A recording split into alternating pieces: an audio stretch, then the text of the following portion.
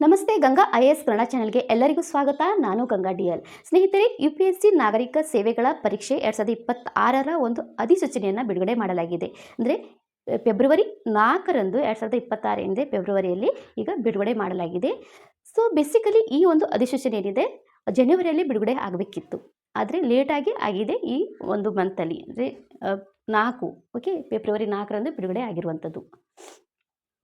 ಸ್ನೇಹಿತರೆ, ಈ ಒಂದು ಅಪ್ಲಿಕೇಶನ್ ಏನಿದೆ ಆನ್ಲೈನ್ upsconline.nic.in ನಲ್ಲಿ ನೀವು ಹೋಗಿ ಅಪ್ಲೈಯನ್ನು ಮಾಡಬಹುದು. ಆದಷ್ಟು ಬೇಗ ಅಪ್ಲೈನ್ ಮಾಡಿ. ಯಾರೆಲ್ಲ UPSC ಈ ವರ್ಷ ಬರಿಬೇಕು, ಪ್ರಿಲಿಮ್ಸ್ ಅಂದ್ಕೊಂಡಿದ್ರಿ, ಪ್ರಿಲಿಮ್ಸನ್ನು ಈ ವರ್ಷ ಬರಿಬೇಕು ಅಂದ್ಕೊಂಡಿದ್ರಿ, ಅವರು ಬೇಗ ಹೋಗಿ ಅಪ್ಲೈಯನ್ನು ಮಾಡಬೇಕು. ಯಾಕಂದರೆ ನಿಮ್ಮ ಒಂದು ಎಕ್ಸಾಮ್ ಸೆಂಟರ್ ಚೇಂಜ್ ಆಗಿಬಿಡುತ್ತೆ. ಲಾಸ್ಟಿಗೆ ನೀವು ಅಪ್ಲೈ ಮಾಡಿದ್ರೆ ಅಂದರೆ ಎಕ್ಸಾಮ್ ಸೆಂಟರ್ ಚೇಂಜ್ ಆಗುವ ಸಾಧ್ಯತೆಗಳಿರ್ತವೆ. ಓಕೆನಾ? ಸೊ ಹಾಗಾದರೆ ಎಷ್ಟು ಪೋಸ್ಟ್ಗಳನ್ನು ಇವರು ಪ್ರಕಟಿಸಲಾಗಿದೆ, ಈ ವರ್ಷ ಎಷ್ಟು ಪೋಸ್ಟ್ಗಳನ್ನು ಪ್ರಕಟಿಸಲಾಗಿದೆ ಅಂದರೆ 933 ಪೋಸ್ಟ್ಗಳಿದ್ದಾವೆ ಈ ವರ್ಷ. ಓಕೆ, ಸೊ ಈ ವರ್ಷದ 933 ಏನು ಪೋಸ್ಟ್ಗಳಿದ್ದಾವೆ. ಈ ಲಾಸ್ಟ್ ಇಯರ್ ಅಂದರೆ ಹೋದ ವರ್ಷಕ್ಕೆ ಹೋಲಿಸಿದರೆ ಈ ವರ್ಷದ ಪೋಸ್ಟ್ಗಳು ಕಡಿಮೆ ಇದ್ದಾವೆ. ಓಕೆ, ಹೋದ ವರ್ಷ ಎಷ್ಟಿದ್ವು ಹಾಗಾದರೆ 979 ಪೋಸ್ಟ್ಗಳಿದ್ರು. ಓಕೆ, 979 ಪೋಸ್ಟ್ಗಳಿದ್ವು, ಹುದ್ದೆಗಳಿಗೆ ಅಧಿಸೂಚನೆ ಪ್ರಕಟಿಸಲಾಗಿತ್ತು ಲಾಸ್ಟ್ ಇಯರ್. ಈ ವರ್ಷ ಏನಿದೆ 933 ಅಂದರೆ 933 ಏನು ಪೋಸ್ಟ್ಗಳಿಗೆ ಏನು ಅಧಿಸೂಚನೆಯನ್ನು ಪ್ರಕಟಿಸಲಾಗಿದೆ. ಇನ್ನು ಈ ಒಂದು ಪೋಸ್ಟ್ಗಳ ಇನ್ನು ಅಪ್ಲೈ ಮಾಡುವ ಡೇಟ್ ಏನಿದೆ, ಲಾಸ್ಟ್ ಡೇಟ್ ಏನಿದೆ ಫೆಬ್ರವರಿ 24 ಏನಿದೆ ಲಾಸ್ಟ್ ಡೇಟ್. ನಿಮ್ಮ ಒಂದು ಅಪ್ಲಿಕೇಶನ್ ಫಿಲ್ ಮಾಡುವ ಡೇಟ್ ಏನು 6 o'clock ಕೊಡಲಾಗಿದೆ. ಅಪ್ಲಿಕೇಶನ್ ಫಿಲ್ ಮಾಡುವ ಲಾಸ್ಟ್ ಡೇಟ್ 6 o'clock ಲಾಸ್ಟ್ ಆಗಿರುವಂಥದ್ದು 24 ಫೆಬ್ರವರಿ. ಬರೆದಿಟ್ಕೊಳ್ಳಿ, 24 ಫೆಬ್ರವರಿ ಲಾಸ್ಟ್ ಡೇಟ್ ಆಗಿರುವಂಥದ್ದು.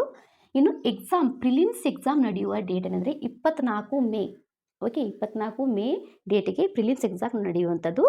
ಓಕೆ, ಸೊ ಹಾಗಾದರೆ ಕರೆಕ್ಟಾಗಿ ನೋಡಿದ್ರೆ 3 ತಿಂಗಳು ನಿಮಗೆ ಟೈಮ್ ಇರುವಂಥದ್ದು ಪ್ರಿಲಿಮ್ಸ್ಗಾಗಿ ನೀವು ಪ್ರಿಪ್ರೇಷನ್ ಮಾಡೋದಕ್ಕೆ ಕೇವಲ 3 ತಿಂಗಳು ಮಾತ್ರ ಇರುವಂಥದ್ದು. ಈಗ ನೋಡಿದ್ರೆ 24 ಫೆಬ್ರವರಿಯಿಂದ ಹಿಡಿದು 24 ಮೇಗೆ ನೀವು ನೋಡಿದರೆ ಕೇವಲ 3 ತಿಂಗಳು. ಎಕ್ಸಾಮ್ ಡೇಟಿಗೆ ಹೇಳ್ತಾ ಇದ್ದೆ ನಾನು, ಅದಕ್ಕಿಂತ ಮೊದಲೇ ನೀವು ಪ್ರಿಪೇರ್ ಆಗಿರಬೇಕಾಗುತ್ತೆ. ಓಕೆ, ಯಾಕಂದರೆ ರಿವಿಷನ್ ಆಗಬೇಕಲ್ವಾ. ಸೊ ಹಾಗಾಗಿ ಕೇವಲ 3 ತಿಂಗಳು ಮಾತ್ರ ಇಲ್ಲಿ ಟೈಮ್ ಇರುವಂಥದ್ದು. ಇನ್ನು ಯಾವೆಲ್ಲ ಪೋಸ್ಟ್ಗಳು ಇದ್ದಾವೆ ಅಂದರೆ ಇಲ್ಲಿ IAS, IPS ಮತ್ತು IFS ಪೋಸ್ಟ್ಗಳು. ಓಕೆ, ಇದಕ್ಕೆ ಗ್ರೂಪ್ A, ಗ್ರೂಪ್ B ಪೋಸ್ಟ್ಗಳು ಕೂಡ ಇದ್ದಾವೆ. ಇನ್ನು ಇದರಲ್ಲಿ 933 ಏನಿದೆ 933 ಪೋಸ್ಟ್ಗಳಲ್ಲಿ ಸ್ನೇಹಿತರೆ 35 ಪೋಸ್ಟ್ಗಳನ್ನು PWD ಏನು ಅಭ್ಯರ್ಥಿಗಳಿದ್ದಾರೆ ಆ ಅಭ್ಯರ್ಥಿಗಳಿಗೆ ಮೀಸಲಾಗಿದೆ. ಹಾಗಾದರೆ ಎಷ್ಟು ಪೋಸ್ಟ್ಗಳಿದ್ದು 898 ಪೋಸ್ಟ್ಗಳಿಗೆ ಮಾತ್ರ ನೀವು ಅಪ್ಲೈಯನ್ನು ಮಾಡ್ಬೋದು, ಉಳಿದ ಅಭ್ಯರ್ಥಿಗಳು. ಓಕೆ, ಸೊ PWD ಏನು ಅಭ್ಯರ್ಥಿಗಳಿದ್ದಾರೆ 35 ಪೋಸ್ಟ್ಗಳನ್ನು ಹುದ್ದೆಗಳನ್ನು ಅವರಿಗೆ ಮೀಸಲಾಗಿದೆ. ಓಕೆ, ಇದನ್ನು ಈ ಅಭ್ಯರ್ಥಿಗಳು ಹಾಗಾದರೆ ಇದರ ಯಾವೆಲ್ಲ ಅಭ್ಯರ್ಥಿಗಳು, ಇದರ ಅರ್ಹತೆ ಮತ್ತು ವಯಸ್ಸಿನ ಬಗ್ಗೆ ನೋಡೋಣ. ಅಭ್ಯರ್ಥಿಗಳು ಯಾರೆಲ್ಲ ನೀವು ಅಪ್ಲೈ ಮಾಡಬಹುದು. ಓಕೆ, ಅಪ್ಲೈ ಮಾಡುವಂತಹ ಅಭ್ಯರ್ಥಿಗಳ ವಯಸ್ಸು ಮತ್ತು ಅರ್ಹತೆಗಳನ್ನು ನೋಡೋಣ. ಸೊ ಅರ್ಹತೆ ನೋಡೋದಾದರೆ ಯಾವುದೇ ವಿಭಾಗದಲ್ಲಿ ನೀವು ಸ್ಟಡಿಯನ್ನು ಮಾಡ್ತಿದ್ದೀರಾ, ಫಾರ್ ಎಕ್ಸಾಂಪಲ್ ಆರ್ಟ್ಸ್ ಆಗಿರ್ಬೋದು, ಸೈನ್ಸ್ ಆಗಿರ್ಬೋದು, ಕಾಮರ್ಸ್ ಆಗಿರ್ಬೋದು, ಯಾವುದೇ ಒಂದು ವಿಭಾಗದಲ್ಲಿ ನೀವು ಸ್ಟಡಿಯನ್ನು ಮಾಡ್ತಿದ್ರು ಕೂಡ ಆ ಅಭ್ಯರ್ಥಿಗಳು ನೀವು ಅಪ್ಲೈಯನ್ನು ಮಾಡಬಹುದು.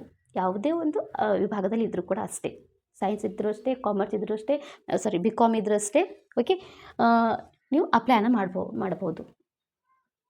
ಇನ್ನು ಯಾವುದೇ ಒಂದು ವಿದ್ಯಾಲಯ ಇದ್ದರೂ ಕೂಡ ಅಷ್ಟೇ, ಯಾವುದೇ ಒಂದು ವಿಶ್ವವಿದ್ಯಾಲಯದಿಂದ ನೀವು ಯಾವುದೇ ಪದವಿ ಪಡೆದರೂ ಕೂಡ ನೀವು ಅಪ್ಲೈಯನ್ನು ಮಾಡುವಂಥದ್ದು. ಓಕೆ, ಸೊ ಇಷ್ಟ ಆಯ್ತಲ್ಲ. ಇನ್ನು ವಯಸ್ಸನ್ನು ನೋಡಿದ್ರೆ 21ರಿಂದ 32 ವಯಸ್ಸಿನವರೆಗೆ ನೀವು ಈ ಎಕ್ಸಾಮನ್ನು ಬರೀಬಹುದು. ಓಕೆ, ಈ ಎಕ್ಸಾಮನ್ನು ಬರೆಯಲು ನೀವು ಎಲಿಜಿಬಲ್ ಆಗಿದ್ದೀರಾ. ಹಾಗಾದರೆ 21ರಿಂದ 32 ವರ್ಷಗಳ ನಡುವೆ ನಿಮ್ಮ ವಯಸ್ಸು ಇರಬೇಕು. ಅಂದರೆ ವಯಸ್ಸು ಆಗಸ್ಟ್ 1 ಏನಿದೆ ಆಗಸ್ಟ್ 1ರನ್ನು ಇದಕ್ಕೆ ಲೆಕ್ಕಾಚಾರ ಹಾಕಲಾಗುತ್ತೆ. ಆಗಸ್ಟ್ 1ರೊಳಗೆ ನಿಮ್ಮ ವಯಸ್ಸು 21 ಆಗಿದ್ದರೆ ನೀವು ಪ್ರಿಲಿಮ್ಸ್ ಎಕ್ಸಾಮನ್ನು ಬರಿಬಹುದು. ಓಕೆ, ಇದನ್ನು ಲೆಕ್ಕಾಚಾರ ಹಾಕಲಾಗುತ್ತೆ. ಇನ್ನು ವಯೋಮಿತಿ ಮತ್ತು ಪ್ರಯತ್ನಗಳನ್ನು ನೋಡೋದಾದರೆ, ಸೊ ವಯೋಮಿತಿ ಪ್ರಯತ್ನಗಳು 2014ರಲ್ಲಿ ಏನಾಗಿತ್ತು ಅಂದರೆ ಸಾಮಾನ್ಯ ವರ್ಗದವರು ಅಂದರೆ ಜನರಲ್ ಕ್ಯಾಟಗರಿ ಅಭ್ಯರ್ಥಿಗಳು ಇದರ ವಯೋಮಿತಿ ಏನಂದರೆ 30 ವರ್ಷ ಆಯಿತು. 2014ಕ್ಕಿಂತ ಮುಂಚೆ 2014 ವರೆಗೆ ಜನರಲ್ ಕ್ಯಾಟಗರಿ 30 ವರ್ಷ ಮಾತ್ರ ಇತ್ತು. ಆನಂತರ ಏನಾಗಿದೆ ಅಂದರೆ ಆಮೇಲೆ 32 ವರ್ಷ ಮಾಡಲಾಯಿತು. ಓಕೆ, ಜನರಲ್ ಕ್ಯಾಟಗರಿಯವರಿಗೆ 30 ವರ್ಷವನ್ನು ಅದಕ್ಕೆ ಹೆಚ್ಚು ಮಾಡಲಾಗುತ್ತೆ. ಹಾಗೂ ಕೂಡ ಅದು ಮತ್ತೆ ಏನು ಅಟೆಂಪ್ಟ್ಸ್ ಕೊಡ್ತಾರೆ, ಪ್ರಯತ್ನವನ್ನು ಇದು ಪ್ರಿಲಿಮ್ಸ್ ಬರೀತಾರೆ, ಅವರು ಜನರಲ್ ಕ್ಯಾಟಗರಿಯವರಿಗೆ ಕೇವಲ 4 ಅಟೆಂಪ್ಟ್ಸ್ 4 ಸಲ ಮಾತ್ರ ಅವರು ಪ್ರಯತ್ನ ಮಾಡಬೇಕಿತ್ತು. ಆನಂತರ 6 ಬಾರಿ ಅವರ ಪ್ರಿಲಿಮ್ಸ್ ಬರೆಯಲು ಅವರಿಗೆ ಎಕ್ಸ್ಟೆಂಡೆಡ್ ಸಡಿಲಿಕೆಯನ್ನು ಕೊಡಲಾಗುತ್ತೆ. 6 ಬಾರಿ ಅವರ ಪ್ರಯತ್ನ ಮಾಡಬಹುದು. ಇನ್ನು ಸ್ನೇಹಿತರೆ, ಸಡಿಲಿಕೆ ಎಷ್ಟು ಕೊಡಲಾಗಿದೆ ಅಂದರೆ ನಿಯಮಾನುಸಾರವಾಗಿ OBC ಅವರಿಗೆ 3 ವರ್ಷ, ಇನ್ನು SC ST ಮತ್ತು ಈ ಅಭ್ಯರ್ಥಿಗಳಿಗೆ 5 ವರ್ಷವನ್ನು ಕೊಡಲಾಗಿದೆ. ಅಂದರೆ OBC ಅಭ್ಯರ್ಥಿಗಳಿಗೆ 3 ವರ್ಷ ಸಡಿಲಿಕೆಯನ್ನು ಕೊಡಲಾಗಿದೆ, ಇನ್ನು SC ST ಅಭ್ಯರ್ಥಿಗಳಿಗೆ 5 ವರ್ಷ ಸಡಿಲಿಕೆಯನ್ನು ಕೊಡಲಾಗಿದೆ. ಇನ್ನು PWD ಎನ್ನ ಅಭ್ಯರ್ಥಿಗಳಿದ್ದಾರೆ, ಅವರಿಗೆ 9 ವರ್ಷ ಸಡಿಲಿಕೆಯನ್ನು ಕೊಡಲಾಗಿದೆ. ಓಕೆ, ಸೊ ಇಷ್ಟು ವರ್ಷಗಳಲ್ಲಿ ಎಷ್ಟು ಬಾರಿ ನಾವು ಪ್ರಯತ್ನನ ಪಡಬಹುದು ಪ್ರಿಲಿಮ್ಸ್ಗಾಗಿ? ಓಕೆ, ಎಷ್ಟು ಬಾರಿ ನೀವು ಪ್ರಯತ್ನವನ್ನು ಪಡಬಹುದು ಅಂದರೆ, ಸೊ ಸಾಮಾನ್ಯ ವರ್ಗದವರು ಅಂದರೆ ಜನರಲ್ ಕ್ಯಾಟಗರಿ ಏನು ಅಭ್ಯರ್ಥಿಗಳಿದ್ದಾರೆ ಅವರು 6 ಬಾರಿ ಪ್ರಯತ್ನವನ್ನು ಪಡ್ಬೋದು, 6 ಬಾರಿ ಅಟೆಂಪ್ಟ್ಸನ್ನು ಕೊಡ್ಬೋದು. ಇನ್ನು OBC ಮತ್ತು ದಿವ್ಯಾಂಗ ಅಥವಾ GL ಅಂತ ಹೇಳ್ತಾರೆ, GL EWS ಅಂತ EWS ಅಭ್ಯರ್ಥಿಗಳೇನಿದ್ದಾರೆ ಇವರು 9 ಬಾರಿ ಪ್ರಯತ್ನಗಳನ್ನು ಪಡ್ಬೋದು, 9 ಬಾರಿ ನೀವು ಪ್ರಯತ್ನಗಳನ್ನು ಪಡ್ಬೋದು. ಇನ್ನು SC ST ಅಭ್ಯರ್ಥಿಗಳೇನಿದ್ದಾರೆ, SC ST ಅಭ್ಯರ್ಥಿಗಳು, ಸೊ ಈ ಅಭ್ಯರ್ಥಿಗಳು ಅನ್ಲಿಮಿಟೆಡ್ ಅಂದರೆ ಅನಿಯಮಿತ ವಯಸ್ಸಿನ ಮಿತಿಯವರೆಗೆ ಅವರು ಪ್ರಯತ್ನ ಅಥವಾ ಅಟೆಂಪ್ಟ್ಸನ್ನು ಕೊಡಬಹುದು. UPSC ಎಕ್ಸಾಮ್ ಪ್ರಿಲಿಮ್ಸನ್ನು ಅವರು ಬರೀಬಹುದು SC ST ವಿದ್ಯಾರ್ಥಿಗಳು. ಓಕೆ, ಇನ್ನು ಅರ್ಜಿ ಸಲ್ಲಿಸುವುದು ಹೇಗೆ ಅಂದರೆ, ಸೊ ಅರ್ಜಿ ಮೊದಲಾಗಿ ನೀವು ಮೊದಲೇ ಸಾರಿ ಅರ್ಜಿಯನ್ನು ಸಲ್ಲಿಸ್ತಾ ಇದ್ದರೆ ಮೊದಲು OTR ಅಂತ ಇರುತ್ತೆ. ಓಕೆ, OTR ಅನ್ನು ಮೊದಲು ಫಿಲ್ ಮಾಡುವಂಥದ್ದು. OTR ಅಂದರೆ ನಿಮ್ಮ ಒಂದು ಒನ್ ಟೈಮ್ ರಿಜಿಸ್ಟ್ರೇಷನ್ ಅಂತ ಹೇಳಲಾಗುತ್ತೆ OTR ಅನ್ನು. ಸೊ ಇದನ್ನು ಮೊದಲು ಫಿಲ್ ಮಾಡಬೇಕು. ಆನಂತರ UPSC ಈಗ ಎಲ್ಲ ಅಭ್ಯರ್ಥಿಗಳಿಗೆ ಒಂದು ಬಾರಿ OTR ಅನ್ನು ಫಿಲ್ ಮಾಡಲು ಅಥವಾ ನೋಂದಣಿ ಮಾಡೋದಕ್ಕಾಗಿ ಇದಕ್ಕೆ ಅವರು ಕಡ್ಡಾಯವನ್ನು ಮಾಡಲಾಗಿದೆ. ಮೊದಲು OTR ಅನ್ನು ಫಿಲ್ ಮಾಡುವಂಥದ್ದು. OTR ಅಂದರೆ ನಿಮ್ಮದು ಒಂದು ಪರ್ಸ್ನಲ್ ಇನ್ಫಾರ್ಮೇಷನ್ ಇರ್ಬೋದು. ಸೊ ನೀವು ನಿಮ್ಮ ಹೆಸರು, ಫಾದರ್ ನೇಮ್, ಮದರ್ ನೇಮ್ ಎಲ್ಲ ಇರ್ತದೆ. ಆಮೇಲೆ ಅಡ್ರೆಸ್ ಆಗಿರ್ಬೋದು. ಆಮೇಲೆ ನಿಮ್ಮ ಒಂದು ಶಿಕ್ಷಣ ಅರ್ಹತೆಗಳು ಎಲ್ಲವೂ ಕೂಡ ಒಂದ್ಸಲ ನೀವು ಫಿಲ್ ಮಾಡಿ. ಯಾಕಂದರೆ ನಂತರ ಯಾವುದೇ ಒಂದು ಹುದ್ದೆಗಳಿಗೆ ನೀವು ಅಪ್ಲೈ ಮಾಡಿದರೆ ನೀವು ಡೈರೆಕ್ಟ್ ಅಪ್ಲೈ ಮಾಡಬಹುದು, ಎಲ್ಲವನ್ನು ಫಿಲ್ ಮಾಡೋ ಅವಶ್ಯಕತೆ ಇರಲ್ಲ. ಇದೊಂಥರ ಪ್ರೊಫೈಲ್ ಅಂತ ಹೇಳಲಾಗುತ್ತೆ, ಪ್ರೊಫೈಲ್ ಥರ ಇರುವಂಥದ್ದು, ಇದನ್ನೇ OTR ಅಂತ ಹೇಳಲಾಗುತ್ತೆ. ಇನ್ನು ಇದ ನಂತರ ನಾಗರಿಕ ಸೇವೆಗಳ ಪೂರ್ವಭಾವಿ ಪರೀಕ್ಷೆ ಏನು ಅರ್ಜಿ ಇರುತ್ತೆ ಅದನ್ನು ನೀವು ಅಪ್ಲೈಯನ್ನು ಮಾಡುವಂಥದ್ದು. OTR ಅನ್ನು ಫಸ್ಟು ಫಿಲ್ ಮಾಡಿ. ಓಕೆ, ಈ OTR ಅನ್ನು ನೀವು ಫಿಲ್ ಮಾಡಿದ ನಂತರ ಏನು ಪ್ರಿಲಿಮ್ಸ್ ಎಕ್ಸಾಮ್ನ ಒಂದು ಅಪ್ಲಿಕೇಶನ್ ಇರುತ್ತೆ, ಅದನ್ನು ನೀವು ಅಪ್ಲೈಯನ್ನು ಮಾಡಬಹುದು. ಹಾಗಾದರೆ ಈ ಅಪ್ಲಿಕೇಶನ್ ಅಪ್ಲೈ ಮಾಡಿದ ನಂತರ ಇದಕ್ಕೆ ಫೀಸ್ ಎಷ್ಟಿರುತ್ತೆ? ಓಕೆ, ಫೀಸ್ ಏನಿದೆ, OBC ಮೇಲ್ ಕ್ಯಾಂಡಿಡೇಟ್ಗೆ OBC ಮೇಲ್ ಕ್ಯಾಂಡಿಡೇಟ್, ಓಕೆ, OBC ಮತ್ತು ಜನರಲ್ ಮೇನ್ ಕ್ಯಾಂಡಿಡೇಟ್ ಇದ್ದಾರೆ, ಅವರಿಗೆ 100 ರೂಪೀಸ್ ಪೇ ಮಾಡಬೇಕು. ಮತ್ತು ಎಲ್ಲ ಮಹಿಳೆಯರು, ಓಕೆ, ಎಲ್ಲ ಮಹಿಳೆಯರು ಜನರಲ್ ಆಗಿರ್ಬೋದು, OBC ಆಗಿರ್ಬೋದು, SC ST ಆಗಿರ್ಬೋದು, ಯಾವುದೇ ಎಲ್ಲ ಮಹಿಳೆಯರಿಗೆ ಅದು ಫ್ರೀ ಆಗಿರುವಂಥದ್ದು. ಮತ್ತು ದಿವ್ಯಾಂಗ ಈ ಅಭ್ಯರ್ಥಿಗಳಿಗೆ ಅರ್ಜಿ ಏನಿದೆ ಉಚಿತ. ಓಕೆ, ಈ ಅರ್ಜಿ ಏನಿದೆ ಉಚಿತ ಅರ್ಜಿಯವರಿಗೆ ಫೀ ಇಲ್ಲ. ಓಕೆ, 100 ರೂಪೀಸ್ ಅವರಿಗೆ ಫೀ ಇಲ್ಲ.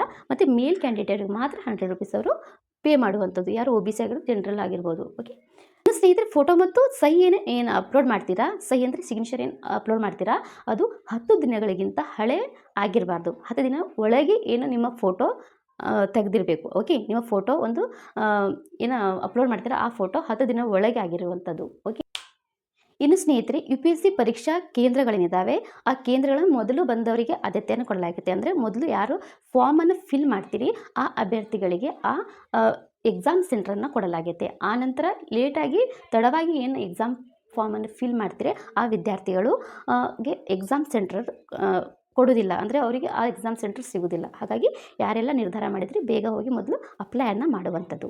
ಓಕೆ, ಸೊ ಇಷ್ಟು ಮಾಹಿತಿ ನಾವು ನೋಡಿದ್ವಿ UPSC ಫಾರ್ಮ್ನ ಬಗ್ಗೆ. ಸೊ ಹಾಗಾದರೆ ಲಾಸ್ಟ್ ಡೇಟನ್ನು ಒಂದು ಸ್ವಲ್ಪ ನೋಡ್ಕೊಳ್ಳೋಣ. ಡೇಟನ್ನು ಬರೆದಿಟ್ಕೊಳ್ಳಿ. ಯಾರೆಲ್ಲ ಎಕ್ಸಾಮ್ ಪ್ರಿಲಿಮ್ಸ್ ಎಕ್ಸಾಮ್ ಬರೀಬೇಕು ಅಂದ್ಕೊಂಡಿದ್ರಿ ಅವರೆಲ್ಲ ಮೊದಲು,